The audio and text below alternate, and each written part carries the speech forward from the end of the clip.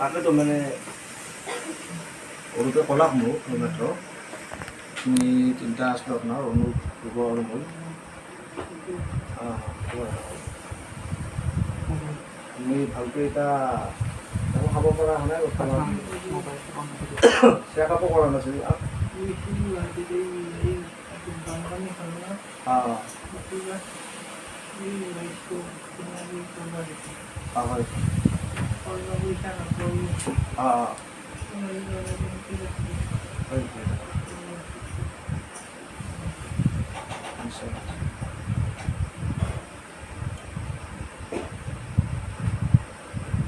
হয় তাকে আমি ইমাৰ্জেঞ্চি আপোনাৰ আহিব লগা হ'ল আজি আৰু বানপানীৰো আপোনাৰ সাহাৰ্য কৰি আছিলোঁ গতিকে খুবেই বেয়া লাগছে আপোনাৰ এই অৱস্থা আশা কৰোঁ আপোনাৰ সোনকালে আৰোগ্য লাভ কৰা হয়তো আমি আশা কৰি আছোঁ বাকী আমি শব্দ সচেতন যুৱ মঞ্চৰ তৰফৰ পৰা আমাৰ বজালী অঞ্চলৰ বৃহত্তৰ বজালী জিলাৰ পাঠশালাৰ ৱাৰ্ড নম্বৰ 1 জ্যোতিনগৰৰ নিবাসী দেৱেন দাস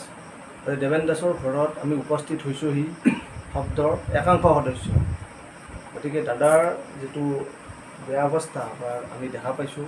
আমি খুবেই বেয়া লাগিছে কাৰণ দাদাক আমি সৰুৰ পৰাই দেখা পাইছিলোঁ যিখিনি আমাৰ বিশেষকৈ আমাৰ অৰূপ শব্দৰ সকলো সদস্য ভাল কৰি জানে দাদা গতিকে অৰূপে জনালে আমাক তাৰপিছত আমি আহিছিলোঁ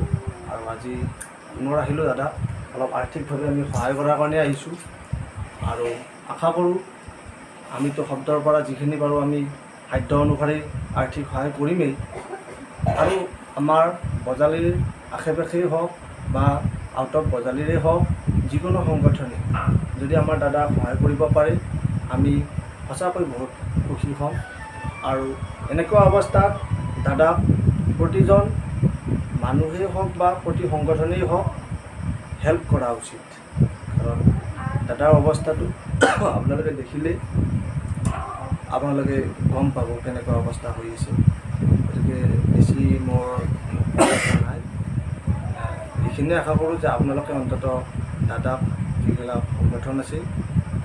অলপ হ'লেও আপোনালোকে আৰ্থিকভাৱে সহায় কৰি যাওক আৰু দাদাৰ আশু আৰোগ্য আমি শব্দৰ পৰা কামনা কৰিলোঁ ধন্যবাদ